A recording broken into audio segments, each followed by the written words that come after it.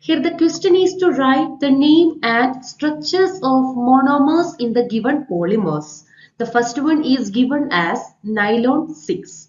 This is a type of synthetic polymer and it is made from caprolactam through a process known as ring opening polymerization.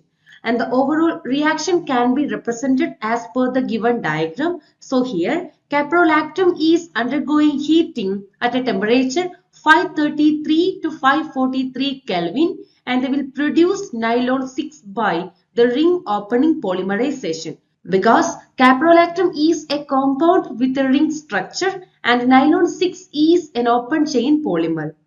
The second one is PVC, which is another type of synthetic plastic polymer made from the polymerization of vinyl chloride monomers.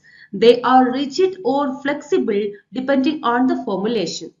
They are commonly used in constructions and electrical insulations. So the monomer is vinyl chloride which undergo addition polymerization and they will produce polyvinyl chloride or PVC. The third one is neoprene. This is a synthetic rubber made from the polymerization of chloroprene or 2-chloro-1,3-butadiene. This is flexible, elastic and resistant to water, chemical and temperature extremes. It retains its properties over a wide range of temperature. It is used in gaskets, belt and as a padding in various applications. So the monomer is chloroprene. So for writing each of the monomer, you will get 1 mark. So the total mark will be 3.